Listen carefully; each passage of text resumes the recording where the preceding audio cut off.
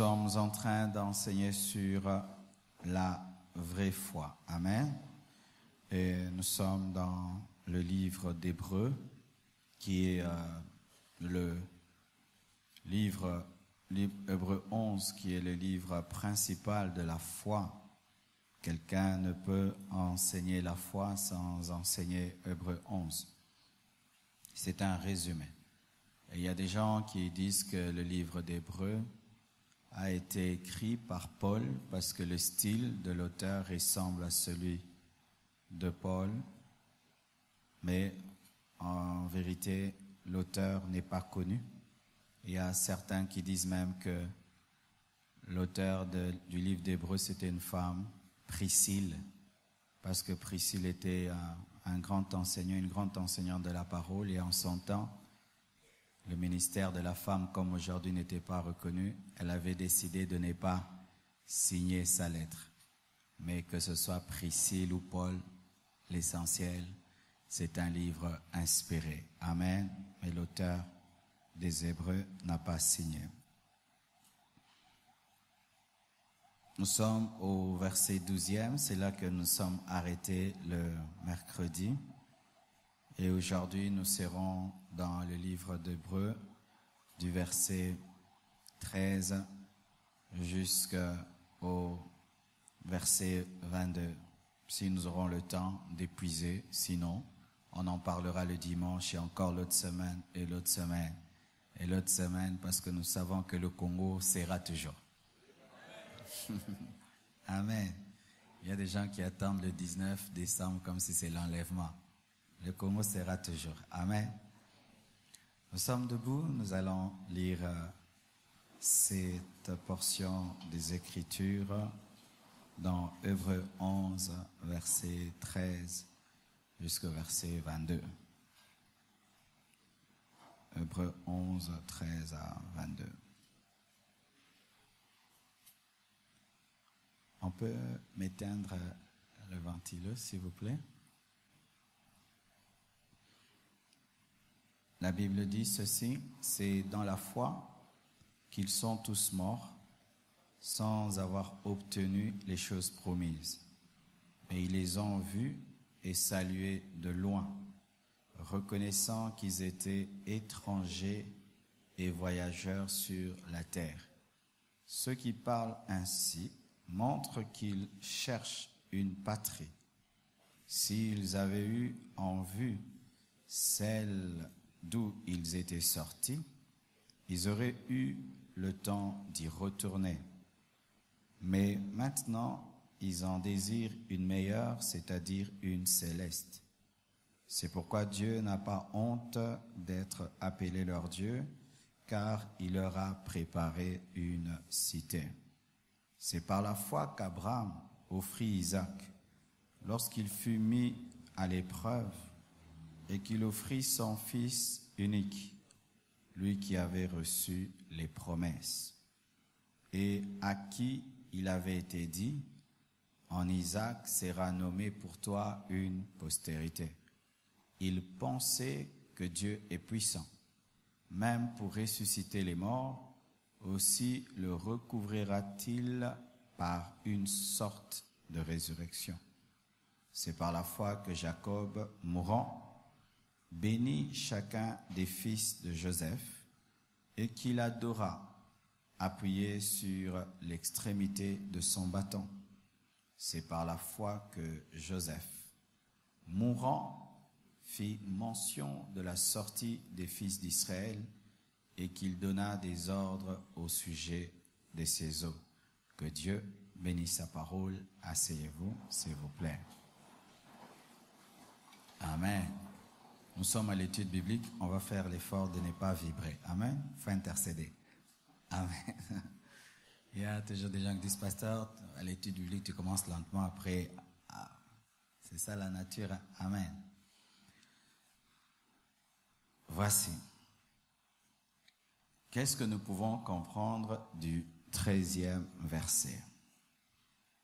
Vraiment, ce livre est riche, hein? Amen. Hein?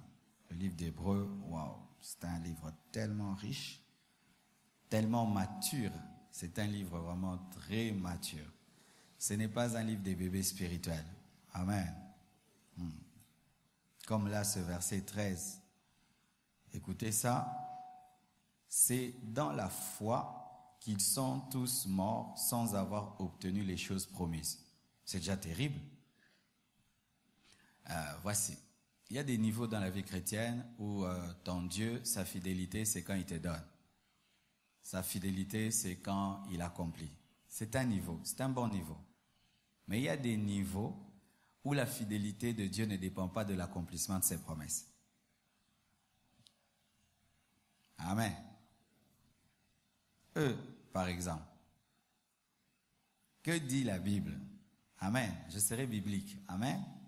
C'est dans la foi qu'ils sont tous morts sans avoir obtenu les choses promises.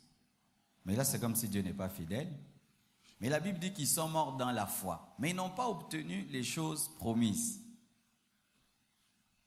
Mais le fait de ne pas obtenir les choses promises, au lieu que cela puisse altérer, toucher leur foi, non, ça les a fait grandir spirituellement pour qu'ils comprennent qu'ils étaient que des passagers et des voyageurs sur la terre. Je donne un exemple. Tu es en train de demander à Dieu d'être guéri et tu es malade à l'hôpital, mais jusqu'au bout, Dieu ne te guérit pas et tu meurs. Mais la Bible écrit quoi? Vous imposerez les mains aux malades, ils seront guéris. Dans les meurtrissures de Jésus, vous serez guéris. Et cette personne est en train de mourir de maladie alors qu'on dit que dans les meurtrissures de Jésus, nous sommes guéris. Mais le fait qu'elle souffre, malgré qu'il est écrit que dans les meurtrissures de Jésus, nous sommes guéris, n'altère pas sa foi, mais qu'elle comprend que Dieu veut que je puisse seulement m'en aller. C'est un niveau de foi. Et si tu n'as pas ce niveau de foi, le jour où la souveraineté de Dieu viendra au-delà de sa promesse t'éprouver, tu seras choqué. Parce que même quand Dieu te fait les promesses, il est souverain. Alléluia. Vous connaissez Reinhard Bonnke?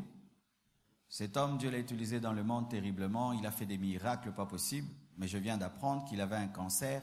Et là, il n'a plus de cheveux. Si tu regardes Reinhard Bonnke, il est méconnaissable. L'homme qui guérissait les autres, qui chassait les démons dans les autres, lui-même attrape un cancer. Dieu ne le guérit pas. Et il est passé par une chimiothérapie. Et la chimiothérapie se fait quoi? Ça t'enlève les cheveux. Le Reinhard Bonnke. Eh bien, et j'ai vu sa vidéo remplie de foi. Il dit, je suis encore là. Mais maintenant, j'ai une nouvelle chevelure, j'ai plus de cheveux. Ça, c'est Hébreux 11, verset 13. Là, il faut être grand. Quand tu es bébé dans les choses de Dieu, vous savez, il y a des enfants, par exemple, papa, donne-moi le bonbon, papa donne. Papa, donne-moi le jouet, papa donne. Papa, donne-moi biscuit, papa donne. Amen. Le jour où il va dire, papa donne ceci, papa ne donne pas, papa ne m'aime pas. Ce sont des enfants à un niveau. Mais quand tu deviens mature, tu peux dire peut-être que papa ne peut pas le faire parce que, c'est ça, Hébreux 11, verset 13, ils sont morts sans obtenir les promesses, mais ils sont morts dans la foi. Alléluia. C'est-à-dire, c'est une foi qui n'a même pas besoin que Dieu réalise ses promesses. Mais c'est une foi qui aime Dieu, c'est tout. Et qui sait que Dieu me réserve le meilleur, et s'il ne fait pas ce que je veux qu'il fasse, donc selon sa haute sagesse, il a compris que ce n'est pas important pour moi. Car les patriarches espéraient quoi? Voir Jésus. C'était ça l'espérance des patriarches. Et ils sont morts sans jamais voir Jésus. Aujourd'hui que nous sommes là, est-ce que s'ils s'est fâché contre lui, nous on peut leur dire qu'ils avaient raison? Non, ce n'était pas pour eux. Il fallait que Jésus-Christ meure au temps des Romains. Alléluia. Et en leur temps là, ce n'était pas encore le temps des Romains. Et il fallait que Jésus-Christ meure au temps où il devait mourir afin que l'évangile nous parvienne. Ça veut dire ceci, mon frère. Même quand Dieu te fait des promesses, sache qu'il est de loin plus intelligent que toi, de loin plus sage que toi. Et ne pense pas parce que tu as maîtrisé quelques versets de la Bible que tu as compris Dieu. Il est tellement au-delà de ce que tu peux penser, imaginer. C'est-à-dire que dans ta foi, tu tu dois toujours savoir qu'il y a une place de la souveraineté de Dieu. Tu vas dans un deuil, tu pries pour qu'un mort ressuscite, il ne ressuscite pas, tu ne dis pas, la Bible, il faut qu'on la déchire, parce qu'il est écrit que vous ressusciterez les morts. Comme il n'est pas ressuscité, n'a bois qui Bible. Là maintenant, la souveraineté de Dieu et la haute sagesse de Dieu intervient, parce que s'il doit ressusciter tous les morts, il n'y aurait pas de place sur la terre. Amen. Hein? Là, ça fait partie d'un niveau de sagesse avec Dieu, de connaissance et de maturité. L'homme de la foi meurt dans la foi même s'il n'a pas tout vu. L'homme de la foi meurt dans la foi même s'il n'a pas tout palpé. L'homme de la foi est un homme de foi, pas parce qu'il a touché, mais parce qu'il a confiance en Dieu. Si ta foi dépend de ce que tu touches et des accomplissements des promesses, un jour tu peux être déçu, pas parce que Dieu ne veut pas, plutôt pas parce que Dieu n'est pas puissant, mais parce qu'il a décidé seulement de te tester, de voir comment tu vas te comporter s'il n'accomplit pas. J'aimerais vous dire, mes frères et sœurs, il m'est arrivé plusieurs fois de prier pour des gens qui ont des béquilles et ils ont souvent marché. Dernièrement, quand je suis allé en Afrique du Sud, j'ai prié pour quelqu'un, il a refusé de marcher. C'était l'école de ma foi ce jour-là. La plupart des temps, quand je vois une telle personne et je prie, Dieu fait le miracle, elle marche. Mais quand j'étais allé à Val, on a prié des guérisons et puis j'ai vu un homme qui est venu avec ses béquilles. Et puis j'ai pris ses béquilles comme d'habitude et j'ai prié pour lui. Je dis marche. Il dit j'ai mal au pied. Oh, j'insiste, j'ai mal au pied. J'insiste, j'ai mal au pied. Dieu me dit mon fils, laisse tomber. Sinon tu vas finir tout ton culte ici. Vous savez ce que j'ai fait? Mais imagine, je lui avais déjà ravi les béquilles. Et moi, maintenant, dans ma foi, je ne peux pas prendre les béquilles et jeter les dents. Donc, débrouille-toi pour les avoir. Je ne sais pas comment il s'est débrouillé avec le pasteur pour les avoir. Mais quand même je suis rentré dans ma chambre, j'ai dit, Dieu, pourquoi ça? Dieu m'a dit, je ne suis pas obligé toujours de faire. Hein? Et maintenant, après avoir vécu ça, maintenant, je vois encore une autre personne qui vient avec des béquilles. Maintenant, le doute vient. Qu'est-ce qui me prouve que celle-ci va marcher? Je vais oser encore ici et puis ça ne marche pas. Dieu m'a dit, tu oses. Là, Dieu veut voir que tu es un homme de foi même quand tu n'obtiens pas les promesses. Il y a des gens, ils ont osé une fois. Prier pour un malade, ça n'a pas marché. À boire, verser, lui, il ne croit plus en ça. Pourquoi un jour, il a osé? Il a chassé un démon, le démon lui a résisté. Il a prié pour une chose, ce n'est pas arrivé. Du coup, il a pris ce verset, il l'a déchiré. Tu ne l'as pas déchiré physiquement, mais spirituellement, tu l'as déchiré. Il n'existe plus pour toi parce qu'un jour, le verset t'a déçu.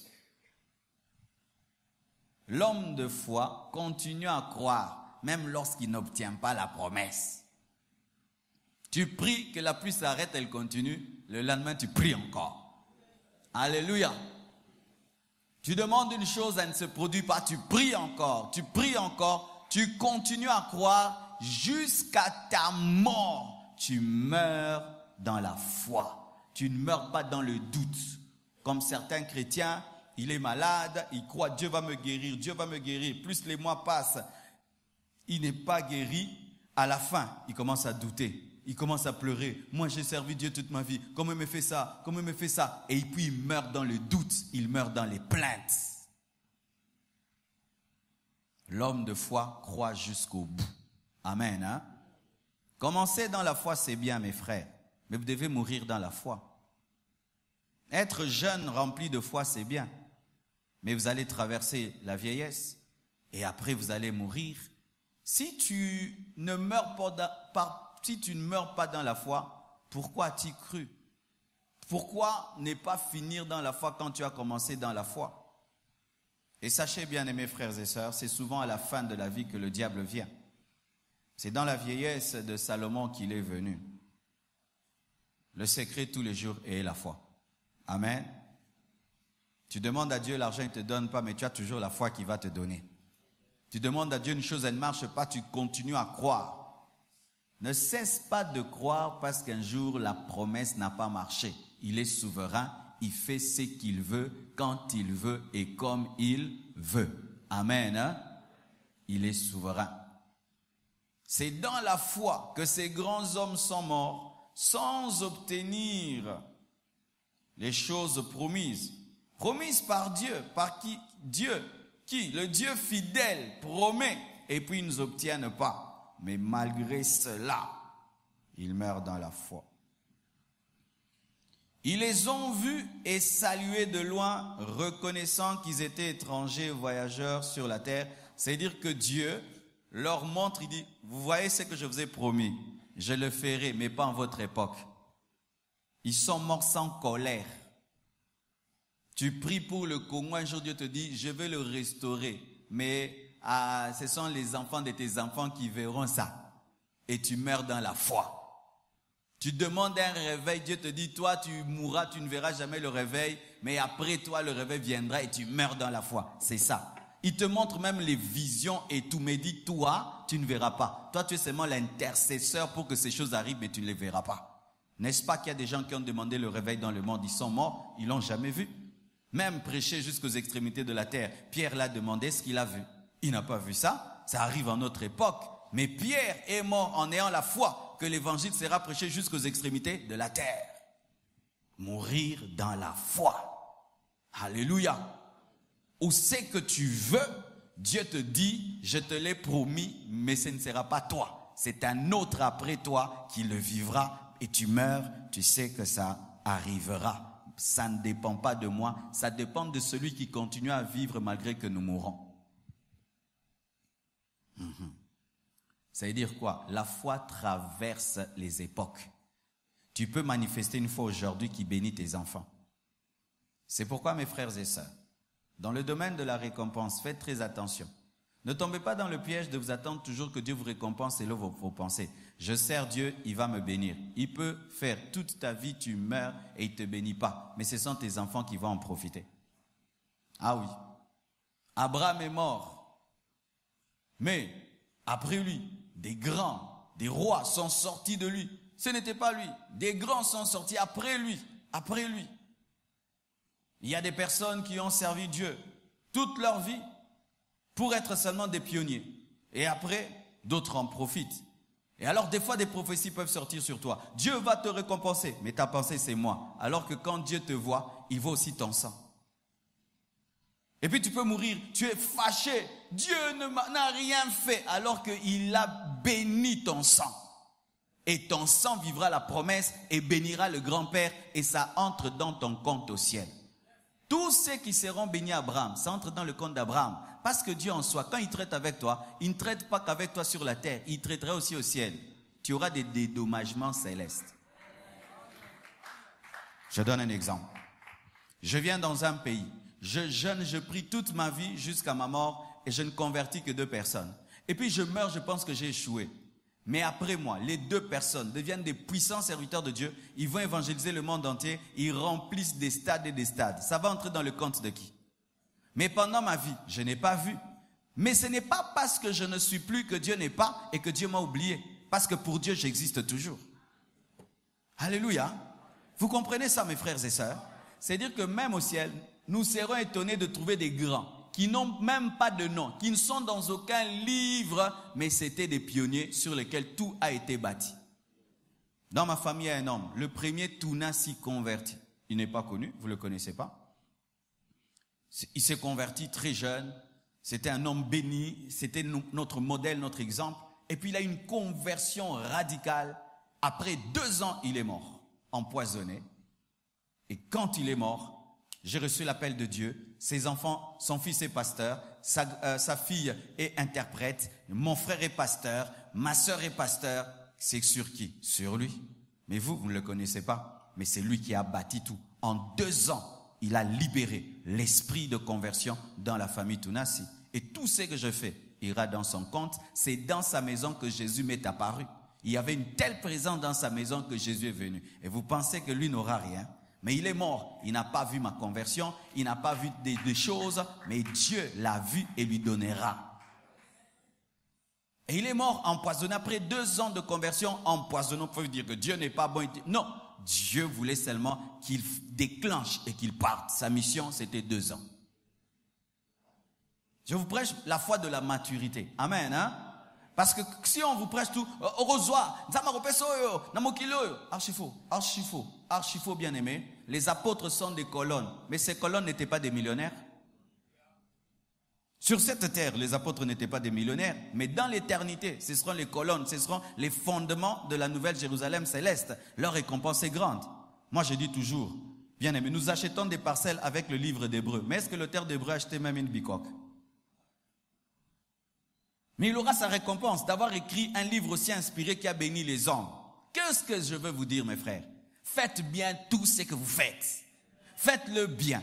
Et que vous soyez récompensé ou pas, vous serez toujours récompensé. Parce que pour Dieu, que ce soit cette vie sur terre et dans l'éternité, pour Dieu c'est la même vie. Mais c'est seulement toi qui changes de forme. Je donne un exemple. Je te rencontre à Kinshasa. Mais on va se voir aussi à Matadi. Et j'ai ta dette à Kinshasa, mais je sais qu'on se verra à Matadi. Je te donne $100 à Kinshasa, je dis les 10 000, je te donnerai à Matadi. Si tu sais qu'on va se rencontrer, est-ce que tu vas douter? Maintenant, Dieu te donne tes 200 ici à Kinshasa, il dit les 10 000 au ciel. Maintenant, toi, tu es fâché, pourquoi? Tu n'es pas sûr que tu vas aller à Matadi. Alléluia. Alors, vous voyez le problème? C'est que nous sommes tellement dans l'humain qu'on ne sait pas le saisir et nous pensons qu'il est infidèle, alors que non. Il va te dire, mais non, mais je t'avais donné les 200 à Kinshasa et puis j'allais te donner le reste à Matadi. C'est seulement tu me suis là-bas et puis tu auras. C'est pourquoi lorsqu'ils ont eu des promesses et que ces promesses ne se sont pas accomplies, ils ont compris qu'ils devaient les saluer de loin. Ce n'est pas qu'ils ont douté en la fidélité de Dieu, mais ils ont compris que cela appartenait à une autre époque, mais cette époque-là sera une bénédiction pour eux parce que cette époque proviendra d'eux. Voilà. Dieu te parle clairement, il te dit, je veux commencer, je t'utiliserai terriblement. Jusqu'à la fin de ta vie, tu ne vois pas ça. Sache qu'un de tes fils spirituels va le vivre ou tes enfants vont le vivre, Dieu l'accomplira. Il a trouvé bon de le faire par toi, mais pas par toi maintenant, mais par quelqu'un d'autre, mais par toi. Car si ton sang est béni, c'est toi. Alléluia. Qu'est-ce que cela veut dire, mes frères? Chaque fois que la réalité de ta vie veut t'énerver et t'amener à douter en Dieu, comprends ceci, il n'est pas un homme. Tu ne traites pas avec un homme, tu traites avec le Créateur de toutes choses.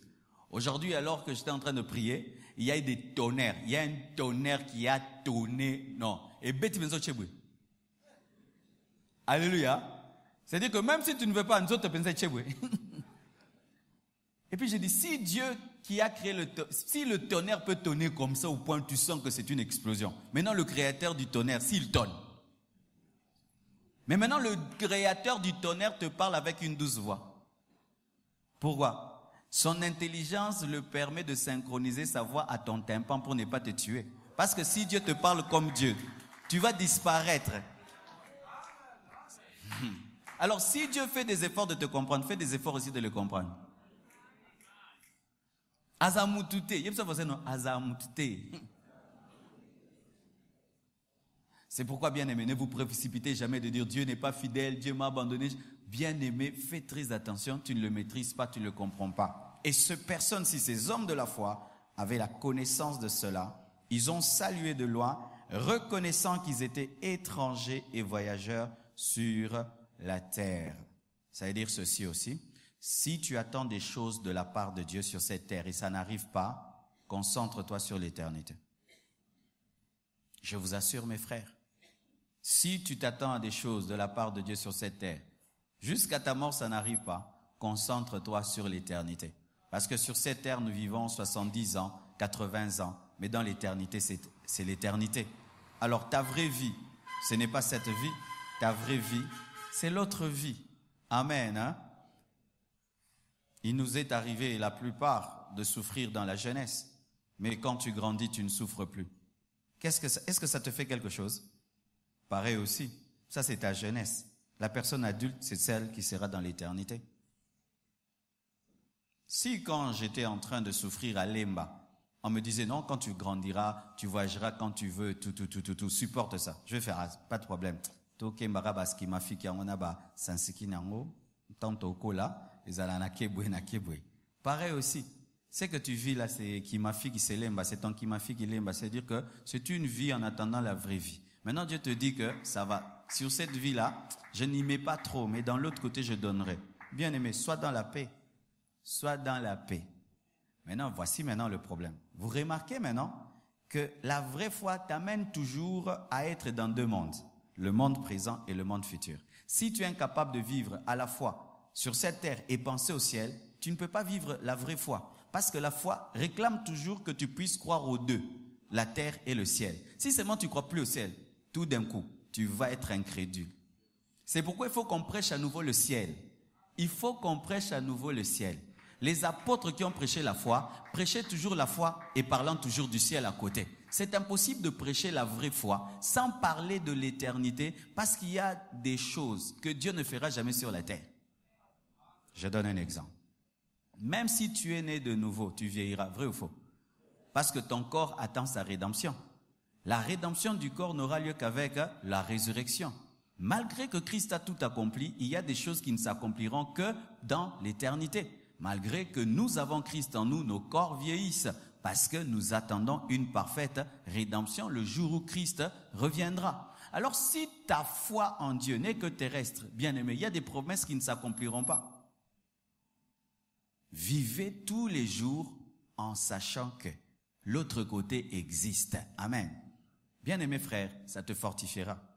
Dans le ministère, ça m'arrive, tu vas dans des endroits, tu sers Dieu pas possible, et quand tu finis, l'église là ne te bénit même pas. Qu'est-ce qui te dit? C'est pas grave, pasteur, pas de problème. L'éternité, Dieu a vu que je l'ai servi, il prendra soin de moi. Mais si l'éternité n'existe pas, tout sera pour toi la terre. La terre, la terre. Et quand tout est terre, qu'est-ce qui va se faire? Tu vas te plaindre, tu vas te décourager, tu vas tomber dans des choses. Pourquoi? Parce que tu penses que tout est terre. Si seulement nous n'espérons que dans cette terre, nous sommes les hommes les plus malheureux de la terre. C'est ce que la Bible dit. Un homme qui n'est connecté qu'à la terre et qui ne sait pas que l'éternité existe, bien aimé, c'est l'homme le plus malheureux de la terre. Amen. Ta vraie récompense, c'est seulement au ciel, que tu l'auras totalement. Sur la terre, tu n'auras que les miettes. Mais la vraie, c'est dans l'éternité. Amen. Voici encore. Ceux qui parlent ainsi montrent qu'ils cherchent une patrie. S'ils avaient eu en vue celle d'où ils étaient sortis, ils auraient eu le temps d'y retourner. La foi ne rentre pas en arrière. Amen. La vraie foi ne rentre pas en arrière. Ils ont cru et ils n'ont pas vu. Et ils se sont pas dit, mais on n'a pas vu. Rentrons de là où nous étions. Rentrons dans notre ancienne patrie. Non. Ils continuent la marche parce qu'ils espèrent une plus grande, une meilleure. Bien-aimé, la foi ne rentre pas en arrière. Lorsque tu sens dans ta vie que tu commences à retourner à des choses que tu avais abandonnées, sache que tu es en train de perdre la foi. Ça veut dire aussi que la foi sanctifie. Et la foi nous empêche d'être des apostats et d'être des rétrogrades. La foi nous empêche de rentrer dans notre ancienne vie. Comment je peux rentrer dans mon ancienne vie si je continue à croire que le ciel existe? Je ne peux pas. C'est le jour que je commence à douter au paradis, que je commence à douter en Dieu, que je peux rentrer dans mon ancienne vie. Mais si je crois que c'est un pèlerinage et que je finirai quelque part, comment je vais rentrer dans mon ancienne vie où je reprends les musiques mondaines que j'écoutais, je rentre dans l'impudicité, je rentre dans l'orgueil, dans le mensonge, je retourne dans mes choses. Comment je peux le faire? Je ne peux pas le faire parce que ma foi me révèle qu'il y a plus que ça. Chaque fois que tu rentres en arrière, tu perds la foi. La foi n'est jamais une foi rétroviseur. Amen. Hein? Et j'aime quelqu'un qui a dit, vous avez remarqué que le rétroviseur est tellement petit, mais le pare-brise est grand. Parce que même l'homme n'a pas prévu que tu regardes tout le temps en arrière. Alléluia. C'est pourquoi il te met un tout petit pare-brise pour que tu regardes de temps en temps. Mais il met un petit rétroviseur pour que tu regardes un peu derrière. Mais il met un grand pare-brise parce qu'il est supposé que pour conduire une voiture, on regarde devant. La foi te tourne vers le futur. Si chaque fois dans ta vie, tu ne pars que du passé, tu n'as pas la foi. Quand nous étions, quand ma famille, quand nous étions bien, quand j'étais bien dans le passé. Si toute ta vie est tournée vers le passé, tu n'as pas de foi. Ma vie passée, ma vie passée, ma vie passée. Avant j'étais mieux, avant j'étais mieux, avant j'étais mieux. Tu n'as pas la foi. Si même pour tes péchés anciens, tu es toujours dans tes péchés anciens. Ah, mes péchés, mes péchés, mes péchés. Tu n'as pas la foi. La foi ne retourne pas en arrière. C'est pourquoi lorsque Dieu a demandé à la femme de Lot à Lot et à sa famille de sortir pour être sauvés, l'une des conditions c'était de ne pas regarder en arrière. La foi ne regarde pas en arrière. La foi ne regrette pas de s'être converti. Si tu commences à dire « Oh, je regrette les concombres de l'Égypte, je regrette ma vie, mais quand j'étais païen, j'étais bien, je pouvais voler, je pouvais mentir, je pouvais sortir avec un homme, je pouvais sortir avec une femme et me retrouver un peu, mais depuis que je crains Dieu, je ne vois rien. » Bien aimé, ça prouve que tu n'as pas la foi. La foi ne regrette pas les sacrifices et préfère même le sable du désert que les concombres de l'Égypte. Préfère le sable du désert que les concombres de l'Égypte. Alléluia. D'ailleurs, la vraie foi t'amène même à oublier ta vie païenne. Ou quand tu en parles, tu dois faire un effort pour te souvenir vraiment de quoi tu faisais. Tu es tellement dans le présent et dans le futur que le passé, c'est comme si ce n'était pas ta vraie vie. Alléluia. Vous savez ça? Les véritables convertis, des fois, quand ils doivent penser à leur ancienne vie, c'est comme si c'est quelqu'un d'autre qui avait vécu à leur place. Mais si vraiment ça t'attire et tu y penses et c'est toujours important pour toi, tu as un problème de foi. La foi ne rentre pas en arrière. Où tu commences à récupérer tes anciens péchés. Tu commences à retrouver tes anciens péchés. Tu commences même dans d'autres domaines, que ce soit même, imaginez un jour ici, je vous dis bien aimé, on va quitter Limité, on va rattraper Mbapo et aussi Mbaté. Alléluia. Ah mais c'était terrible lorsque nous sommes venus. Vous imaginez, on faisait des cultes pleins à Lemba. On arrive ici, le premier culte de la semaine, c'était, vous voyez, cette partie-ci, je crois comme ça. Là, c'est tout. Tout ça était vide, je vous dis.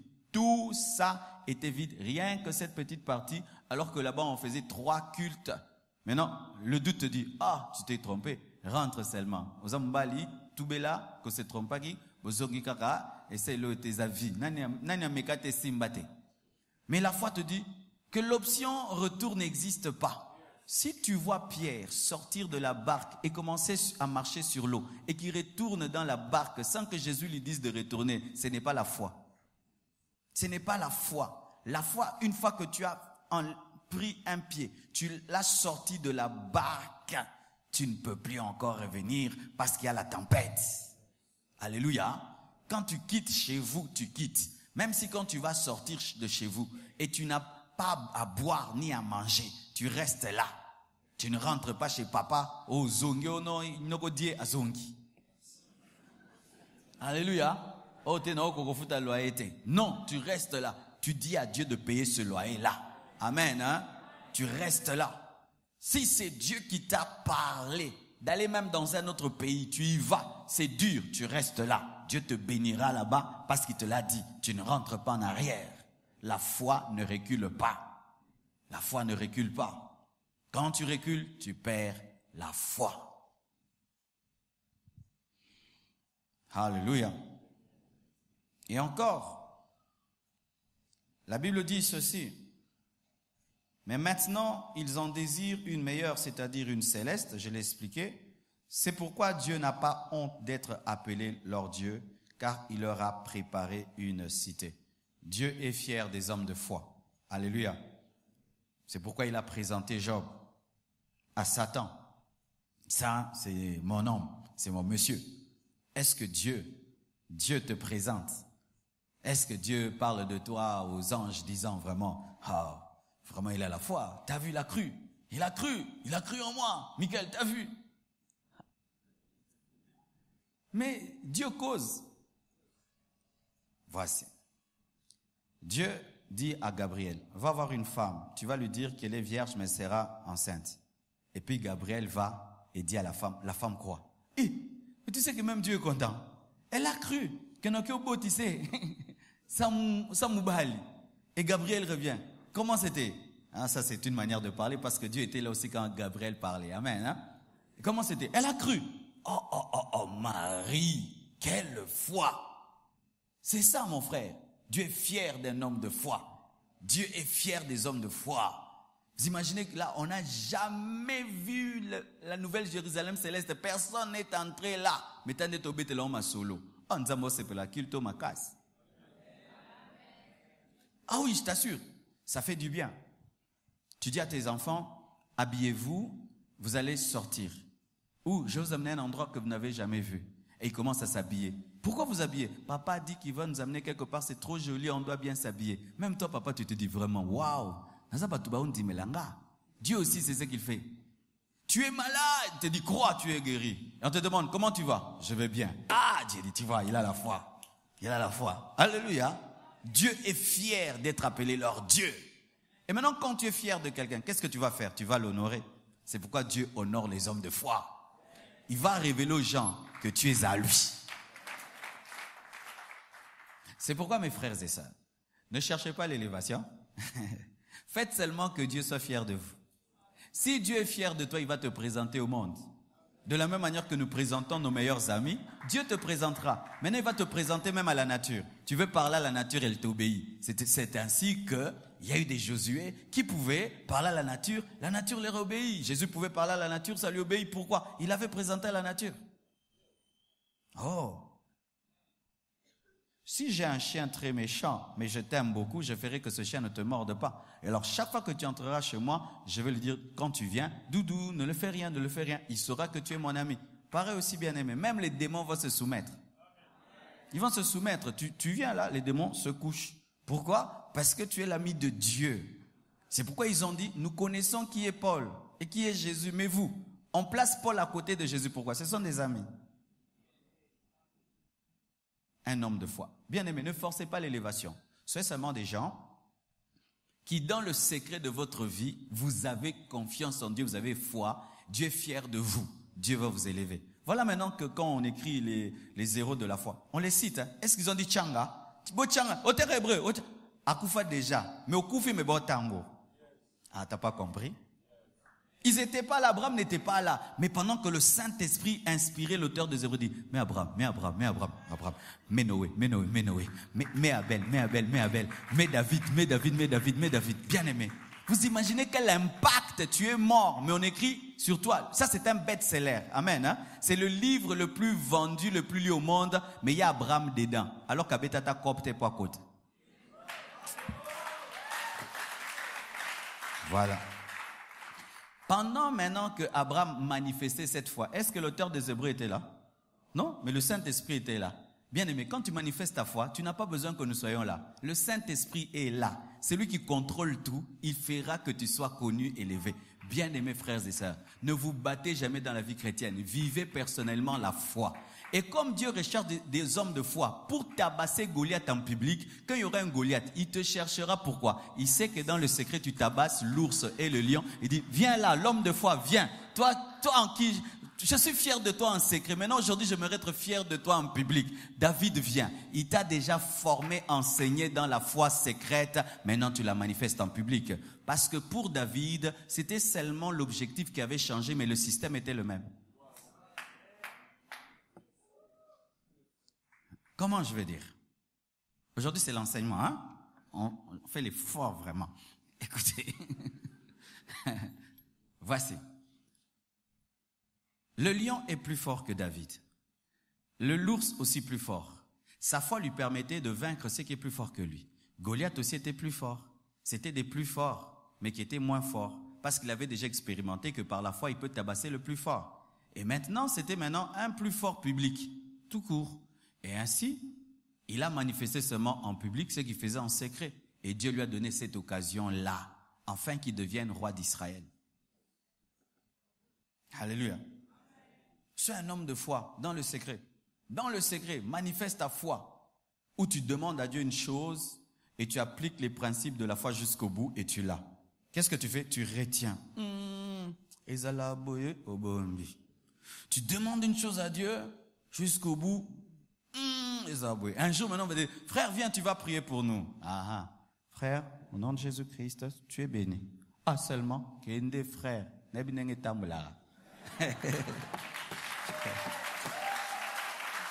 amen.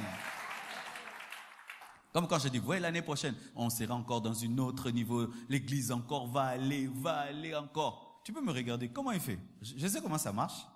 Je sais comment je l'ai demandé pour qu'on soit 1000 jusqu'à 2000. Comment j'ai demandé pour qu'on quitte 2000 jusqu'à 3000. Comment j'ai demandé pour que ce soit 3000 jusqu'à 4000. 4000 jusqu'à 5000. 5000 jusqu'à 10 000. Alléluia. Ce sera toujours la même foi. Simplement, tu crois en un Dieu, que lui qui a créé les esprits des hommes, il peut attirer les hommes. Alléluia. Bien-aimés frères et sœurs, si tu veux que Dieu soit fier de toi, aie confiance en lui. Aie confiance en lui, il sera fier d'être appelé ton Dieu. Ou quand tu dis, Père, il dit, oui, oui, oui. Pourquoi? La foi honore Dieu et c'est seulement par la foi que tu peux lui être agréable. C'est-à-dire que, mes sœurs, arrêtez trop de maquillage, maquillez-vous avec la foi.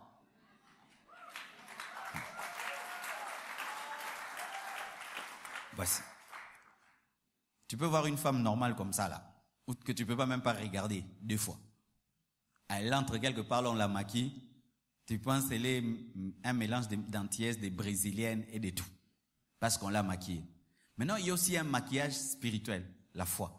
Quand tu as la foi, tu es agréable à Dieu. Mais le problème, c'est que les sœurs, vous mettez trop le maquillage physique, mais vous avez peu de foi. C'est pourquoi même tu es étonné, une fille moins belle que toi, mais des babas liés, pour un maquillage. Yamulim. Yuzakara, oyumbula sekweli et chetras.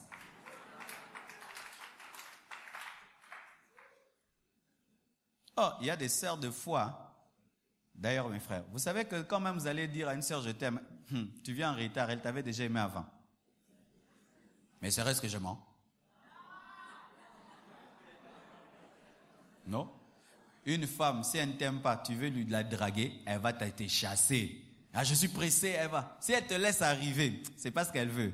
C'est-à-dire, c'est le genre de penalty, tu tires à l'ongwe kaka, au gangi wo. Ah, tchabi. Ouais? Vrai ou faux? Une femme, si elle ne veut pas même que tu puisses dire ceci, cela, elle ne va même pas te donner le temps. Si elle te laisse même venir, des fois d'autres, c'est même pas pour accepter. Elle aimerait seulement que tu l'amuses. Mais ce sera boy. Au pouce en athée. Et il y a des sœurs qui se marient comme ça. Il dit, Père, au nom de Jésus-Christ, donne-moi mon mari. Et Dieu lui montre, c'est toi. Toi, tu ne sais pas que Dieu lui a dit que c'est toi. Alors quand tu es en train de te tournoyer, elle te regarde seulement. Elle prie pour toi. Elle dit, Père, au nom de Jésus, je le frappe d'aveuglement. Et qu'il ne voie plus aucune femme, seulement moi. Et puis tu deviens très amoureux, tu ne comprends pas. La foi. Pour batato là, en côté, hein. Bah ça là, ma cam.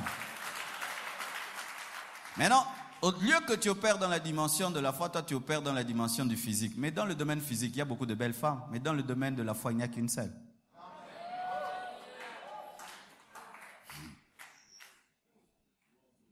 Beaucoup de maquillage, peu de prière. Beaucoup de maquillage, peu de paroles. Beaucoup de maquillage, peu de foi, peu de principes. Et quand tu es dans le principe de la foi, tu ne te bats pas. Les femmes de foi ne se battent pas ou vous chamaillez un garçon. Non, non. Une femme de foi ne se chamaille pas un garçon. Oh non. Abraham dit à Lot, choisis. Si tu vas à droite, tu vas à gauche. Tu vas à gauche, tu vas à droite. Ta face à bon, à bang en l'autre. Soazan nga kenda ozonga obuya ozonga. Tanga ozonga na ibaki ozonga papa na limsio déjà na limsaka okala.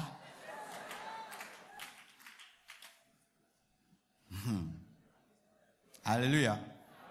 Acclame le Seigneur.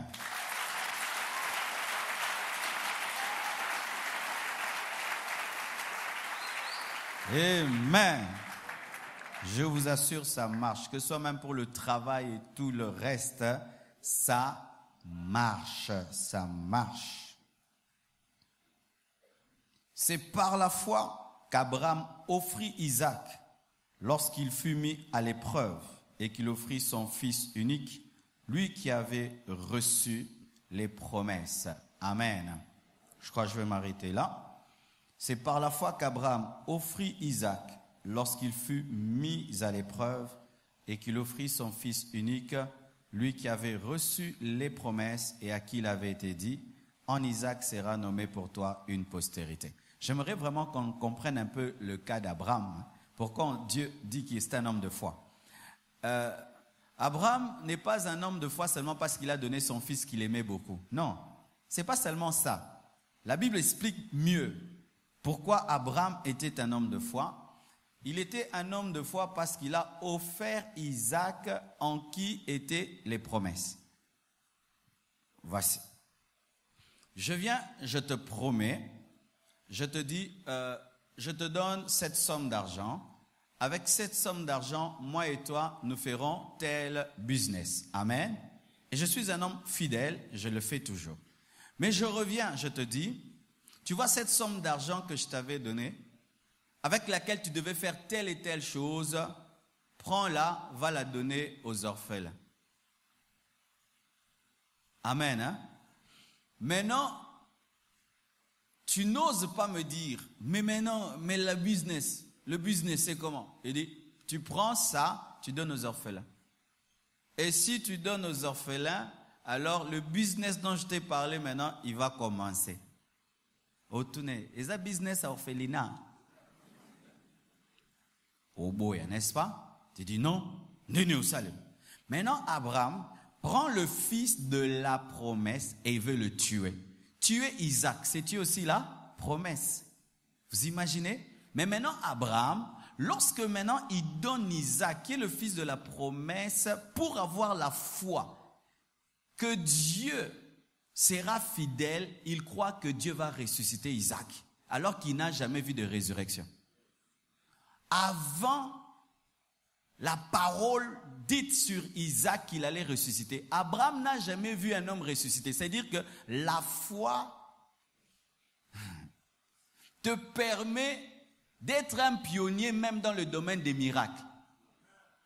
Ou c'est toi qui frayes le chemin pour que les hommes découvrent des nouvelles aptitudes divines. Parce qu'avant lui, il n'y avait pas de miracle. Élie est venu ressusciter après, mais Abraham s'attendait que quand il va tuer Isaac, après qu'il ait tué Isaac, Isaac va ressusciter. Mais il n'a jamais vu un homme ressusciter. C'est-à-dire que Dieu te fait une promesse dans ta famille, personne ne l'est devenu, mais tu crois. Il te dit quelque chose qui n'est jamais arrivé au Congo, tu crois que ça va commencer par toi. Parce qu'il est facile de croire en une chose lorsqu'on l'a déjà vu chez quelqu'un. Mais croire que Dieu le fera avec toi en premier, ça il faut avoir une grande foi. C'est pourquoi il est appelé un père de foi, parce qu'il a osé croire en la puissance de Dieu de ressusciter les morts. Et la Bible dit, par une sorte de résurrection, c'est-à-dire que même lui ne savait pas en soi qu'est-ce qu'il voulait, en quoi il croyait, c'est pourquoi on dit une sorte, parce qu'il n'avait jamais vu. Lorsque Dieu te défie pour une nouvelle chose, n'aie pas peur, parce que Dieu ne fait pas que les anciennes choses, il fait aussi des nouvelles choses. Ça n'a jamais été, ça commence par toi. Je n'ai jamais vu, ça commence par toi. Je n'ai jamais lu, ça va commencer par toi. Qui l'a déjà fait? Mais c'est toi qui vas le faire. Pourquoi toi? Mais parce que c'est toi. Alléluia. Voilà encore. La foi lâche l'instrument pour avoir la provision. Isaac n'était que l'instrument, mais la provision c'était Christ. Lorsque Dieu te donne quelque chose et qu'il te réclame la chose, en soi il veut transformer la chose en provision. Voici. J'ai mon salaire, c'est mon salaire.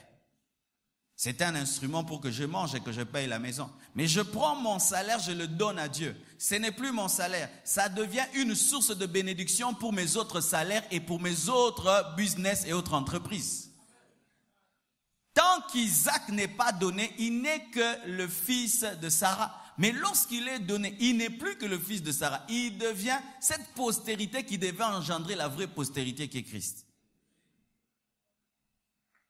Ça veut dire aussi que dans le domaine des offrandes, des sacrifices, vous devez avoir la foi. Vous devez avoir la foi. Je vais vous raconter l'histoire d'une offrande que j'avais donnée il y a longtemps. En ce temps-là, je crois que c'était $400. C'était tout ce que j'avais. J'avais que ça chez moi à la maison. C'était pour la provision, je crois, de 2 semaines. Et j'avais pris mes $400. J'avais donné à un groupe qui était venu chanter à l'église. Et quand ils avaient chanté, on a fait une offrande. C'était pas suffisant pour les bénir. Et puis Dieu m'a mis à cœur de prendre tout ce que j'avais, de les bénir. Quand j'ai pris ce que j'avais pour les bénir, après ça on a fait, je crois, une semaine, on avait du mal même à manger à la maison. Après j'ai reçu une vision qui va me révéler qu'il y avait quelqu'un autour de moi qui était en train de détruire ma vie. Et lorsque j'ai enlevé cette personne, mes finances ont changé. Les 400 $ là ont permis à ce que je bouche un trou de quelqu'un qui, pendant des années, me volait le 3/4 de tout ce que j'avais. Alléluia. C'est pourquoi lorsque tu t'attaches à Isaac parce que tu l'aimes, tu ne l'aimes pas plus que Dieu qui te l'a donné parce qu'il avait aimé avant de te le donner. Et lorsque Dieu te demande de donner une chose, ce n'est pas que toi tu t'aimes plus que lui. Dieu t'aime plus que toi-même et il ne peut pas te tuer. Mais il te fait passer par une épreuve de foi pour qu'il sache si tu es capable de lâcher une chose pendant un temps pour qu'il puisse te la redonner, mais il l'a rendue puissante. Parce que l'Isaac redonné était puissant. Vous comprenez ce que je dis? Bien-aimé, je l'ai vécu. C'est-à-dire que cette offrande m'a permis de dormir et de voir. Tu t'imagines? M'a donné un songe. M'a donné un songe, une vision. Tu donnes une offrande, tu dors, et puis tu as une vision. C'est comme la femme Tabitha. Elle donne, et puis elle ressuscite. Ces dons n'étaient plus des dons. Ça avait une autre puissance. Bien-aimés frères et sœurs, lorsque même vous venez à l'église pour donner à Dieu, écoutez l'esprit. Le problème, c'est que nous écoutons Dieu dans tous les domaines, mais pas quand on vient à l'église. Tu peux être là à la maison, tu prends ton offrande, tu veux prendre 500, et puis la voix te dit, prends 100 $. Prends 100 $. Ah, prends 100 $. Ah non, prends 100 $. Et tu obéis, et tu vas, tu donnes un 100 $, et puis on t'appelle, non, tu as engagé. Ah oui. On m'a raconté une histoire aujourd'hui. Un garçon avait sa mère très très malade à l'hôpital. Et après, il est sorti, je crois, pour chercher des choses pour elle. Et lorsqu'il va, je crois, à la station, il rencontre une femme et ses enfants qui étaient en train de souffrir, de pleurer. Et puis il veut passer, il dit non, ma mère est malade, je vais m'en occuper. Et puis il s'arrête, il dit mais comment fait du bien à ces gens? Et il prend de l'argent, il leur donne pour qu'ils mangent. Et puis ces personnes seulement l'ont béni. Et puis lui rentre à l'hôpital. Lorsqu'il arrive à l'hôpital, il cherche sa mère, elle n'est pas là. Et qu'est-ce qui s'est passé? Pendant son absence, sa mère est tombée dans le coma. Et dans le coma, elle a vu une femme et des enfants qui étaient en train de prier pour sa guérison. Elle est sortie du coma, elle était guérie. Qu'est-ce qu'il a guéri? C'est ce que son enfant avait fait. Et quand ces personnes ont dit que Dieu te bénisse, comme son problème c'était maman, Dieu a guéri sa maman. Il pouvait acheter la résurrection de sa maman avec quoi? Avec quoi? Mais il a donné quoi? Il a donné des choses par l'esprit, par l'esprit. Bien-aimé, si tu veux toucher à la provision divine, tu dois aussi écouter Dieu. Quand il te parle en termes d'offrande, tu dois écouter Dieu. Ne soyez pas des gens qui écoutaient Dieu seulement pour des révélations. Mais quand Dieu veut entrer maintenant dans des choses qui te touchent, les biens, non, tu ne l'écoutes pas. Frère, sœur, tu ne vivras pas tout le plan de Dieu. Et je vous assure, cela marche. Cela marche. Alléluia. Cela marche. Voici. C'est par la foi qu'Isaac bénit Jacob et Ésaü en vue des choses à venir. Que Dieu vous bénisse. Que Dieu vous bénisse. Voilà maintenant. Pour tous les serviteurs de Dieu qui sont ici, voilà comment on bénit les gens. Tu les bénis dans le présent, mais pendant que tu les bénis dans le présent, tu crois que ça va arriver dans le futur. Ainsi, bénir le peuple de Dieu n'est pas une récitation, mais c'est les faire quitter le présent pour les amener dans le futur. Soyez bénis. Quand je dis soyez bénis, tu quittes ici, tu vas dans le futur. Lorsqu'il bénissait Manassé et Ephraïm, c'était pour que Manassé et Ephraïm remplacent Joseph parmi les tribus de Jacob, parce qu'il n'y a pas la tribu de Joseph. Mais c'était des enfants. Mais pendant qu'il priait, parce qu'il avait mis la main droite sur le cadet et la main gauche sur l'aîné, et il a dit que le cadet sera plus grand que l'aîné et l'aîné sera soumis au cadet. Et c'est arrivé. Pour donner une telle bénédiction, tu dois avoir la foi. Et bon, c'est simbité. Que l'aîné est toujours plus grand que le cadet. Il faut signer. Hein? Bien-aimés frères et sœurs, bénir, c'est déclarer des choses dans le présent mais pour que cela arrive dans le futur. Frères et sœurs, soyez bénis. Soyez bénis. Devenez grands. Devenez puissants. Devenez forts. Et quand je le déclare, je crois que le 19 décembre passera, parce que pour déclarer ça donc, il faut y aller, gars. Soyez bénis. Soyez bénis. Soyez très bénis.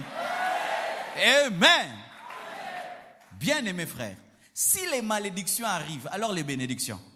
Il y a des gens, quelqu'un a dit seulement yo soko bongi ngai na zanoro na hote. Maintenant yo soko bongi tenza mazanzamete. Alors, bien-aimés frères et sœurs, il faut que tu aies la foi quand on te bénit. Sois béni. Quand on te dit sois béni à l'église, ce n'est pas pour faire chaud, non. C'est pour bénir ton futur. Sois béni. C'est-à-dire que même si tu n'as rien dans les poches, même si tu n'as pas mangé, tu le crois. Sois béni. Sois béni. Sois béni. Bien-aimés frères et sœurs, un jour le Seigneur m'avait dit, prends ta voiture, donne à ton père. Je prends la voiture, j'envoie mon père. Et puis il m'a dit, Marcelo, que toi aussi on te donne. Après qu'il ait dit ça, une femme aussi prend une Jeep et me donne. Mais mon père n'est pas pasteur. Il n'a même jamais parlé en langue. Mais il a déclaré, je suis devenu. Maintenant, moi, je suis pasteur et je parle en langue. Ramamashaya. Sois béni. Sois béni. Sois béni. C'est ce jour-là que je dis non. Il n'est pas pasteur. Une femme n'était pas là quand mon père me bénissait. Elle m'a prêté sa Jeep. Et après l'avoir utilisée, je voulais lui rendre. Elle dit non, c'est pour toi. Comment? C'est pour moi comment? C'est pour toi. Bien-aimé, parce que mon père m'avait dit qu'on te fasse ce que tu m'as fait. Bien-aimé, sois béni. Soyez bénis. Mes fils, soyez bénis. Mes filles, soyez bénis. Il y a des gens, oh, ça fier. Est-ce que depuis Tongo, depuis Bandari Moutapambolio, sois béni. Soyez bénis. Oh, moi, j'aime pas vos églises là. On déclare des bénédictions. Quand te maudissent alors, soyez bénis. Soyez bénis. Si tu crains Dieu, si tu marches avec Dieu, il faut que tu sois béni. Soyez bénis. Et pendant qu'on était là en train de prier, je suis allé prier derrière là-bas. Derrière, je vous regardais de loin, je vous regardais, j'ai dit, aïe, oh, ils aiment Dieu. Je vous observais, ah, ils aiment Dieu, regarde, il y a la pluie, mais ils viennent. Qu'une pluie de grâce tombe sur ta vie. Certains, je les ai vus, ils sont venus même mouillés par ici. Soyez bénis. Soyez bénis, que Dieu vous fasse du bien. Cette pluie n'est pas une malédiction. Et même si qu'il t'était éponine de batou. Et même si qu'il t'était éponine de batou. Soyez bénis. Soyez bénis. Certains, ils regardent la pluie, j'irai pas. Mais toi, malgré ça, tu es venu. Soyez bénis. Soyez bénis. Soyez bénis, mes frères. Je ne connais pas ton problème, hein, mais sois béni dans ce domaine-là. Sois béni dans ce domaine-là. Sois béni. Les hommes de foi bénissent. Les hommes de foi bénissent. Isaac a béni. Jacob a béni. C'était des hommes de foi. Pourquoi? Tu ne peux pas bénir quelqu'un si tu n'as pas la foi que cela va arriver. Mes fils, soyez bénis. Pourquoi bénir quelqu'un, c'est la foi? Parce que tu crois que des simples paroles sont capables d'influencer les temps et les circonstances. Il faut avoir la foi. Soyez bénis. Que les paroles de malédiction rencontrent les paroles de bénédiction. De la même manière que les serpents de Moïse a rencontré les serpents des magiciens, que la bénédiction puisse avaler les malédictions au nom de Jésus, car il est écrit que Dieu bénit, maudit jusqu'à la 4e génération, mais il bénit jusqu'à la 1000e génération, que la bénédiction puisse avaler les malédictions au nom de Jésus-Christ de Nazareth. Et s'il y a une malédiction dans ta famille, en décembre vous mourrez, vous tombez malade, moi je bénis le mois de décembre au nom de Jésus. Sois béni. Sois béni. Mandala baba baba baba baba. La bénédiction dans la foi devient la prophétie. Il a béni Judas. Judas a engendré des rois. Il a béni Lévi. Lévi a engendré des sacrificateurs. Ce qu'il a dit est arrivé. Tout ce que Jacob avait dit sur ses fils est arrivé. Mais il avait béni. Bien-aimés, soyez bénis. La Bible dit que Jésus s'est fait malédiction pour qu'on nous soit manifesté la bénédiction. Je ne suis pas maudit, je suis béni. Et je peux bénir aussi. Je te bénis, je te bénis et je te bénis.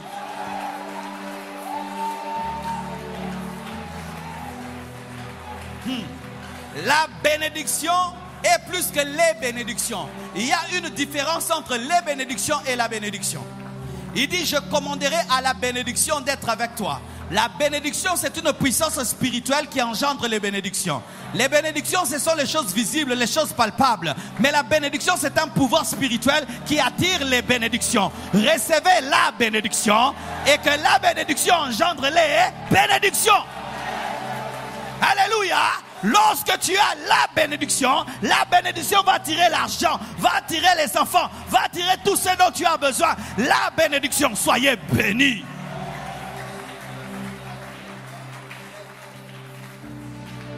Alléluia. On nous maudit tellement sur cette terre. Le matin on te maudit. Toi tu vas échouer. Tomona, totala. C'est rare que quelqu'un puisse te bénir. C'est pourquoi il y a l'église sur la terre. C'est pourquoi il y a l'église sur la terre. La Bible dit, celui que tu béniras sera béni et celui que tu maudiras sera maudit. Dieu a donné le pouvoir à ses enfants, ses serviteurs de faire arriver les choses sur la terre et de faire arriver les choses sur la vie des autres.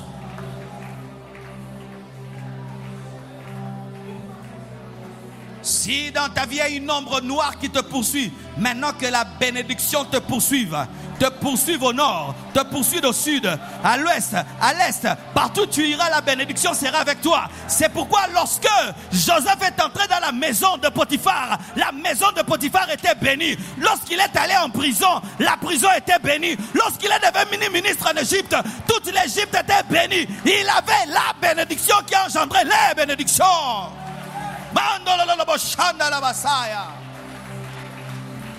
Vous imaginez la puissance de la bénédiction? Un homme entre dans une prison. La prison devient le lieu où des gens deviennent des grands. Un homme entre esclave dans une maison. Tout ce qu'il touche prospère. Pourquoi? Parce qu'il est seulement le fils de Jacob. Mais toi tu es plus que le fils de Jacob. Toi tu es fils de Dieu par Jésus. Et tu as le Saint-Esprit. Partout tu iras, les gens seront bénis. Partout tu iras, les gens seront bénis. Pourquoi? Tu as la bénédiction.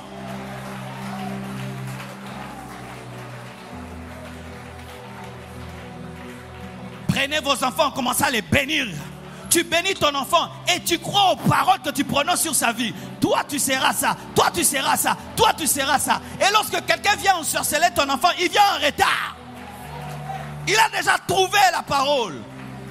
Je parle à tous les parents, toutes les mamans. Bénissez vos enfants. Pas des bénédictions où tu parles seulement. Tu prophétises, tu poses des paroles.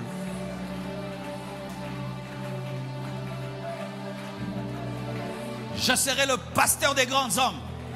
Oui, le pasteur des grandes femmes. Moi, chaque fois que les gens se moquent de moi, oh, le pasteur des jeunes, je rigole. Je rigole à un niveau. Je rigole à un niveau. Oh, votre église remplie de jeunes. J'ai dit, si tu connaissais la vie de ces jeunes, leur destinée, si tu connaissais, c'est que ces jeunes vont devenir demain. Si tu connaissais, je rigole, je rigole. Oh non, ton église remplie de jeunes, ce n'est pas grave. Ce sont des jeunes bénis, bénis, bénis, bénis. Qu'on te donne le temps, qu'on te donne 2 ans, qu'on te donne 3 ans, tu vas manifester ce que Dieu a déposé dans ta vie. Une église de jeunes, il y a un samedi bientôt, on va bénir 4 mariages, le même jour, 4 mariages. 4 mariages. Soyez bénis, soyez bénis, soyez bénis, soyez bénis, soyez bénis. 4 mariages, ça veut dire quoi? 4 papas, 4 mamans. Ça veut dire encore quoi? 10 enfants, 10 enfants, 10 enfants, 10 enfants. Les codymes vont se remplir. Bien-aimé, je crois en ta destinée plus qu'en toi-même. Oui. Vous savez, lorsque notre pasteur prophétisait sur nous, je crois papa Jean-Marie était là. Mais on était des enfants. J'avais 21 ans. 21 ans. Mon pasteur me dit, toi, tu auras une plus grande église que moi. J'ai dit, moi, comment? Vous serez utilisés dans le monde entier. Comment? Tu as 21 ans. Mais aujourd'hui, ça s'accomplit. Il n'a jamais regardé à nos uniformes qu'on portait, à notre petite taille. Il croyait que s'il dit des choses sur ses fils les deviendront. Et nous le sommes devenus. La forme que tu as n'est rien.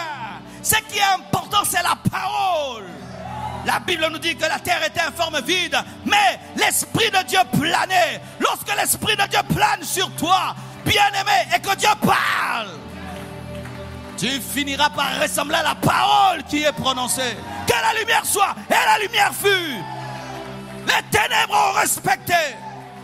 Frères et sœurs, je crois que les paroles qu'on prononce sur toi sont plus puissantes qu'une réunion de sorciers.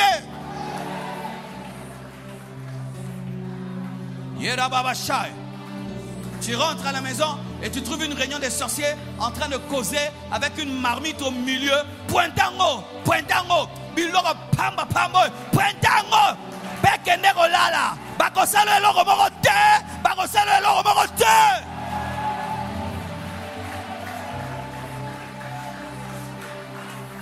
C'est par la foi que Jacob a béni les enfants de Joseph parce qu'ils croyaient en leur futur. C'est par la foi qu'Isaac a béni ses enfants. C'est par la foi. Isaac parle sur Jacob. Tout ce qu'il a dit, accompli. Vous imaginez ça? Il bénit Jacob. Tout ce qu'il dit arrive. Et ce qui est terrible même le semblant de malédiction qu'il a donné à Ésaü était une bénédiction. Lorsqu'Ésaü arrive, il dit, et moi, il a tout pris. Il n'y a plus rien. Mais il dit, ton frère sera au-dessus de toi, comme je l'ai dit. Mais tu sortiras de son joug en allant ça et là. Sois un vagabond. Et en vagabondant, tu sortiras de l'emprise de celui qui est fort. Mais des années après, Ésaü est devenu riche. Même ce qui était comme une malédiction. Mais comme c'est sorti de la bouche d'un roi, malgré cela, il est devenu riche et prospère. Lorsque Jacob a voulu lui donner des biens, il a refusé. Il dit, je suis prospère. Mais comment tu es prospère? Toi, tu n'avais plus rien. Non, les vagabondages, c'est moi là. Les miettes qui sont tombées de la bouche de papa m'ont suffi. Vous imaginez ça? Maintenant, Jésus est plus qu'Isaac. Jésus est plus que Jacob. Ton problème, c'est que tu ne crois pas en ta destinée.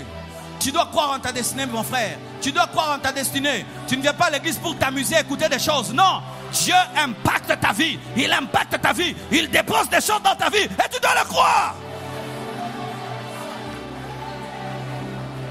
Lorsque quelqu'un vient de voir un féticheur et que le féticheur est puissant, il rentre à la maison. Il est sûr. Mais il n'est pas encore devenu grand. Mais parce que seulement il vient de rencontrer le plus grand féticheur. Qu'est-ce qu'on lui a dit? Donnez des paroles seulement. Des paroles. Kende, Kende. On crache sur lui. On dit Kende, Oromona, Akepe, Aondima. Mais toi tu es devant le roi, le Seigneur des Seigneurs. Bien-aimé, tu es plus qu'un franc-maçon. Tu es plus qu'un Illuminati. Tu es plus qu'un franc-maçon. Tu es plus qu'un Illuminati.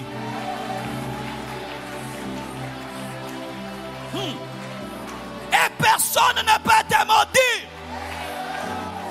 Lorsque Balaam a reçu l'argent de Balak pour maudire Israël, qu'est-ce qu'il a dit?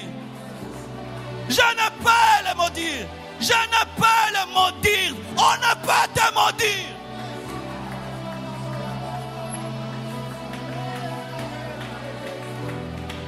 La dernière parole de Jésus-Christ à la croix, c'était quoi? Tout est accompli. C'est dit quoi? J'ai fini. Personne ne viendra ici encore entrer et abîmer sa vie. Personne n'entrera ici à le maudire encore. J'ai tout scellé, j'ai tout accompli. Achevé, achevé, achevé.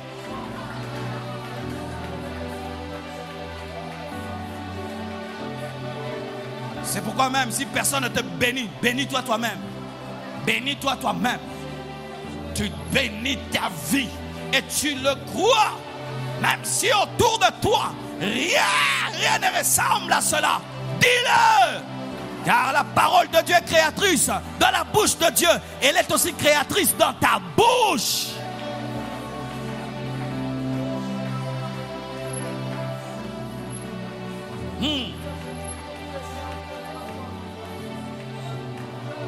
Prions le Seigneur, j'ai fini mon message. Rendons grâce à Dieu, prions.